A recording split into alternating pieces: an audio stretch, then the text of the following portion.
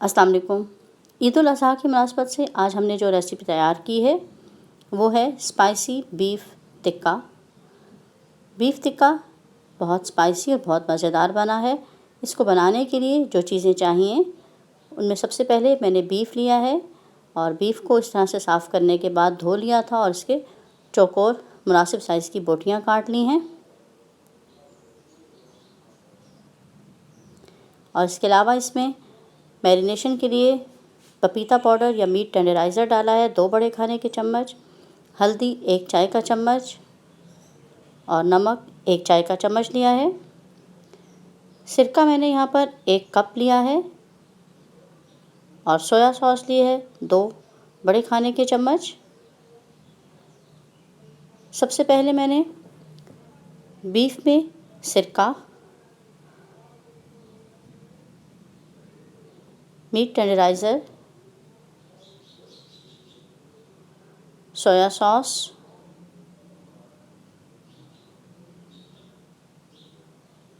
और जो मसाले मैंने आपको बताए हैं पपीते का पाउडर, हल्दी और नमक, ये लगाकर बहुत अच्छी तरह से इसको मिक्स करना है। और मिक्स करने के बाद हम इसको पूरी रात के लिए इसी तरह छोड़ देंगे। मैरिनेशन जितनी ज़्यादा होगी उतने ही टिक्के आपके बहुत स्पाइसी और मज़ेदार बनेंगे। पूरी रात की मैरिनेशन है और अगला पूरा दिन भी इसको मैरिनेट करेंगे और फिर जाके हमने रात में इसके टिक्के तैयार किए हैं। इसमें मैं जो चीज़ बताना भूल गई हूँ वो है चर्बी की बोटियाँ। मैंने इसमें चर्बी के कुछ पीसेस डाल दिए हैं। हर सीख पे हम 1 आध चर्बी का पीस लगाएंगे क्योंकि जब चर्बी मेल्ट होती है तो इसका बहुत अच्छा एरोमा और फ्लेवर आता है। इसलिए आप ज़रूर चर्बी को शामिल कीजिए इसमें। अब मैं इसको पूरी रात के लिए कवर करके फ्रिज में छोड़ दूँगी, लेकिन उससे पहले मैंने इसमें 1 बड़ा खाने का चम्मच ऑयल भी शामिल किया है। आप चाहें तो इसमें देसी घी या बटर डाल सकते हैं। ऑयल डालने के बाद इसको फिर से अच्छी तरह मिक्स किया और छोड़ दिया। और मॉर्निंग में ये देखिए मैंने इसको फ्रिज से निकाल लिया है। एक दफ़ा फिर से हम इसको अच्छी तरह से मिक्स करेंगे और मिक्स करने के बाद फिर मैं इसमें अब कुछ और मसाले शामिल करूँगी।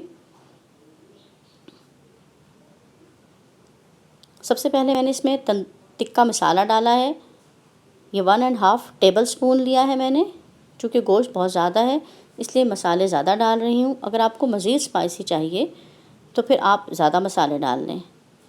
टिक्का मसाला डालने के बाद अब मैं इसमें तंदूरी मसाला शामिल करूँगी। ये भी 1 बड़ा खाने का चम्मच है।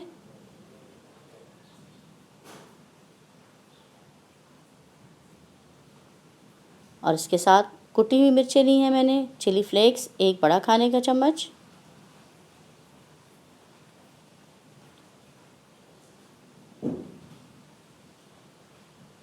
और चाट मसाला लिया है 1 चाय का चम्मच।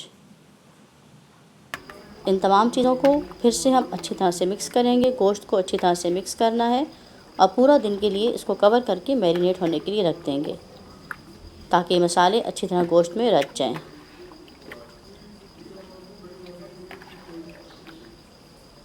और कवर करके मैं इसको फ्रिज में रख दूँगी। रात में पूरा दिन ये पड़ा रहा है और फ्रिज में मैंने इसको रखा था। अब हमने चूँकि इसके रात को टिक्के तैयार करने हैं तो मैं इसको सीखों पर लगा रही हूँ। दरमियान में मैंने 1 चर्बी का पीस भी डाला है।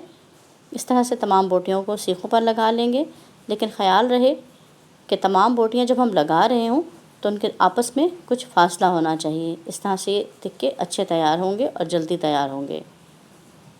देखिए 1 सीख मैंने लगा ली है, बाकी की भी मैं आपके सामने कुछ लगा लेती हूँ।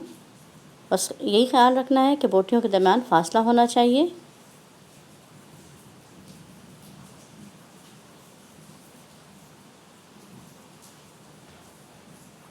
तमाम सीखें तैयार करके रख ली हैं और इस दौरान हमने कोयलों की आग भी दहका ली थी।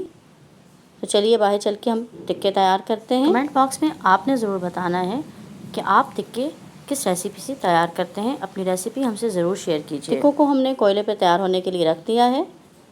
तमाम सीखें जितनी तैयार हो सकती थी हमने लगा दी हैं। जो बाकी का मटेरियल बचा है उसको दोबारा से हम सीखों पर लगा लेंगे।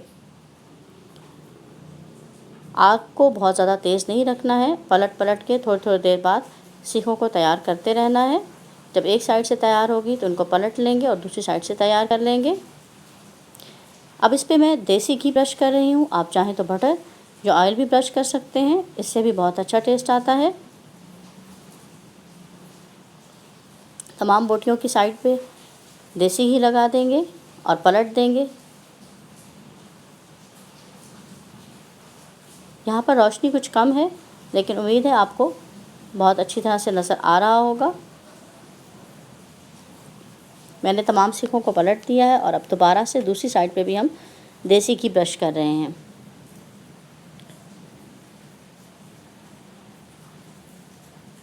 जब सीखें तैयार होगी तो इनको उतार लेना है। क्योंकि ये बहुत गर्म है तो बहुत एहतियात से इनको उतारना है।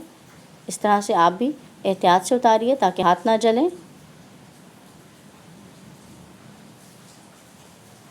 स्पाइसी बीफ टिक्का तैयार है। आप इस रेसिपी को ज़रूर तैयार कीजिए और हमें अपने कमेंट से ज़रूर आगाह कीजिए।